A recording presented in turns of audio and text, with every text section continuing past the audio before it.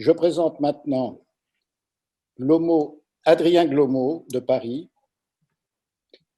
qui a travaillé sur un outil pédagogique intitulé vascu.org, création, diffusion, évaluation d'un outil pédagogique innovant à destination des patients de chirurgie vasculaire.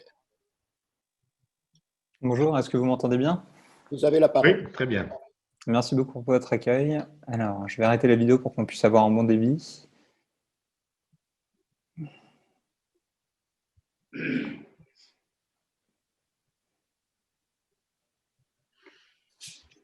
Est-ce que vous voyez bien mes diapositives? Très bien. Oui, c'est parfait. Alors, bonjour à tous. Je m'appelle Adrien Glomo, je suis interne en chirurgie vasculaire à Paris. Et aujourd'hui, je vais vous parler du projet vascu.org qui me tient à cœur. Donc, lorsque j'ai commencé mon internat de chirurgie, j'ai remarqué que les patients comprenaient à peine les opérations qu'ils subissaient. Donc, il fallait intervenir et l'idée a rapidement germé d'un nouveau type de support présentant les interventions chirurgicales étape par étape grâce à des vidéos simples et rassurantes. Donc, je travaillais alors dans le service de chirurgie vasculaire du professeur Hollon à l'hôpital Marie-Lannelongue. Le professeur Hollon a accepté d'encadrer le projet et ce qui a permis de lui donner un vrai départ. Nous sommes alors entrés en contact avec Mathieu Lambert, qui est le responsable du diplôme d'illustration scientifique de l'école Étienne à Paris. Il partageait vraiment notre enthousiasme et il a accepté que ces 9 étudiants commencent à travailler sur le projet.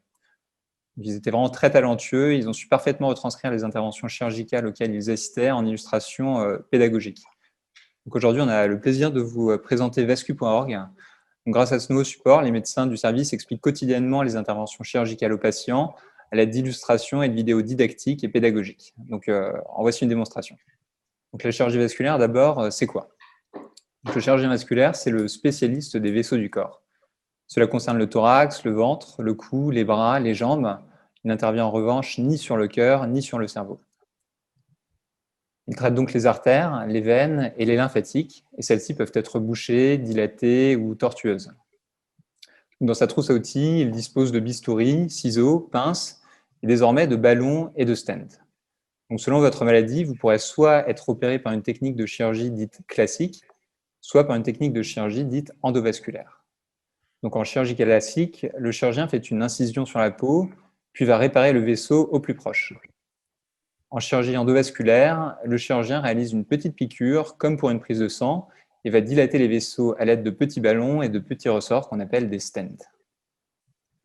Donc un jour, on vous diagnostiquera peut-être un rétrécissement ou un bouchon de la carotide. C'est une maladie qui est très courante et que le chirurgien peut opérer de façon classique.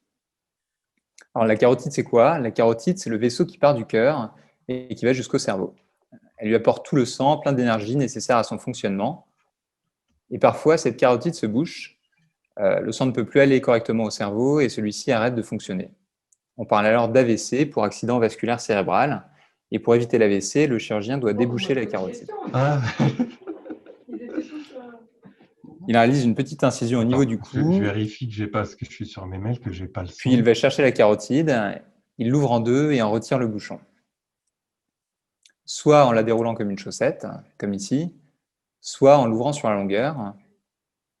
Et il referme alors le petit morceau de carotide avec un petit morceau de tissu. Il referme ensuite la peau et celle-ci cicatrise généralement en une dizaine de jours. Alors les maladies des artères, ça ne concerne pas que les carotides, ça concerne aussi souvent l'ensemble du corps. En premier lieu, l'artériopathie des membres inférieurs, c'est quand les artères des jambes se bouchent. Et on peut proposer pour cela un traitement endovasculaire. Alors si vous avez une artériopathie, vous aurez de grandes douleurs dans les jambes, parfois en étant allongé, parfois en étant assis et parfois en marchant. Il faut donc intervenir vite pour déboucher ces tuyaux. Donc pour cela, le chirurgien fait une petite piqûre, c'est comme une prise de sang au niveau du pli de laine. Il va ensuite glisser un petit ballon gonflable jusqu'à l'endroit où l'artère est bouchée. Il gonfle le ballon, ce qui permet de dilater l'intérieur de l'artère, puis il retire le ballon, et parfois pour garder l'artère ouverte, il peut être nécessaire de mettre un petit ressort en place, et qui va rester dans l'artère, lui.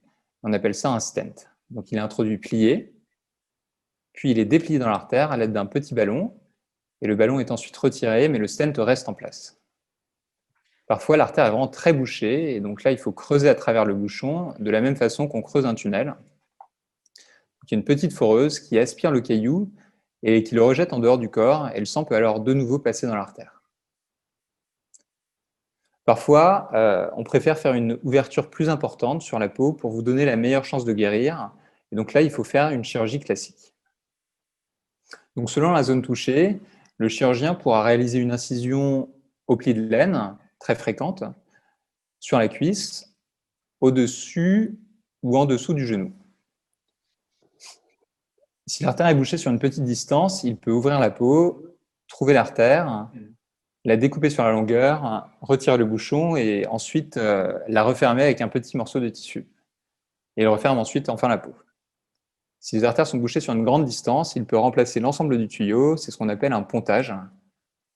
Donc pour cela, on peut prendre soit un tuyau synthétique qui est glissé sous la peau, puis cousu de part et d'autre du tuyau à remplacer, soit un tuyau naturel. Et donc pour cela, on prend souvent une veine, par exemple sur l'autre jambe. Celle-ci est prélevée, puis cousue de part et d'autre du tuyau bouché, comme tout à l'heure. Et la peau est ensuite enfin refermée. Donc là, le sang peut retourner correctement dans les jambes et vous n'aurez alors plus de douleur. À côté des artères, il y a les veines et celles-ci peuvent parfois être malades. Et donc la maladie la plus fréquente des veines, c'est les varices. Donc, les veines, c'est les tuyaux qui ramènent le sang des jambes vers le cœur. Elles contiennent de petites valves qui permettent au sang d'aller dans la bonne direction. Et parfois, ces valves sont abîmées et les veines se dilatent et on appelle ça des varices. Donc si ces varices vous gênent, on peut les retirer soit par une petite opération. Donc généralement, vous êtes allongé sur le dos, la varice est repérée, et selon la zone touchée, le chirurgien peut réaliser une incision au pli de laine, au genou ou à la cheville. Il introduit ensuite une longue tige dans la veine, puis tire doucement dessus afin d'enlever la varice. Il referme ensuite la peau et celle-ci cicatrise en quelques jours.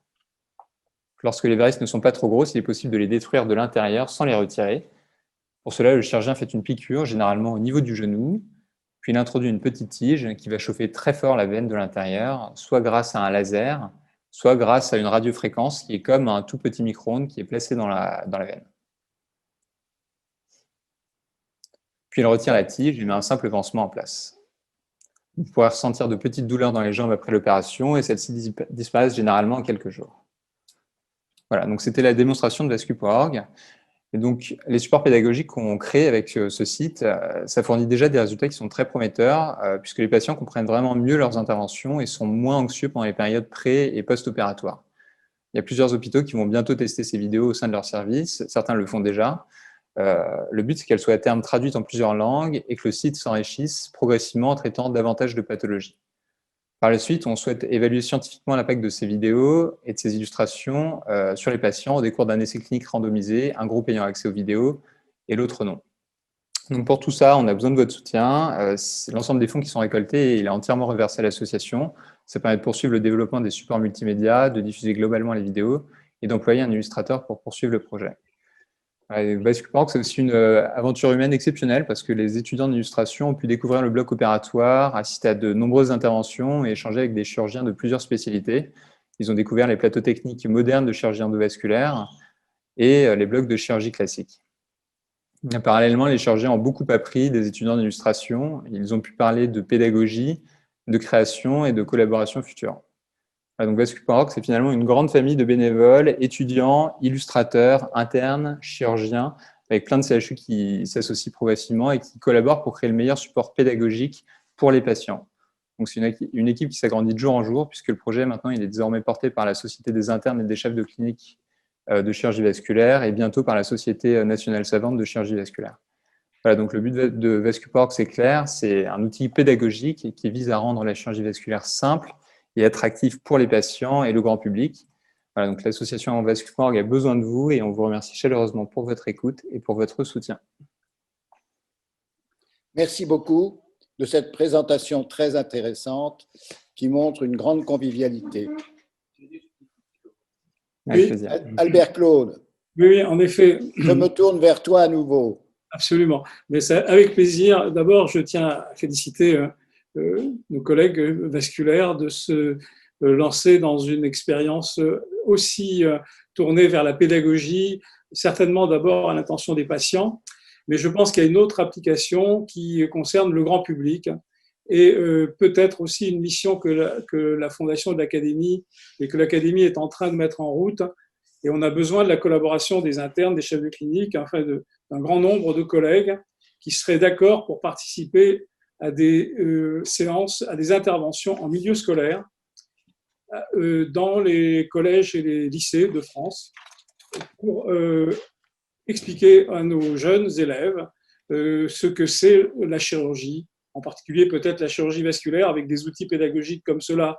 C'est assez simple de leur présenter c'est quoi la réalité, montrer un bloc, montrer toutes les activités au sein d'un bloc, tous les métiers du bloc, non seulement le chirurgien, mais tout ce qu'il y a autour, etc. Et tout ça, ça générerait, et on est persuadé que ça va générer vraiment un grand intérêt pour les métiers de la santé et peut-être des vocations, et orienter peut-être les jeunes ultérieurement vers des études qui leur permettraient d'accéder un jour à un métier réel de chirurgien ou d'infirmier ou d'autres activités dans le monde de la santé, ou de recherche, de la recherche par exemple. Et donc voilà, donc on va en reparler, on va vous inviter avec l'Éducation nationale.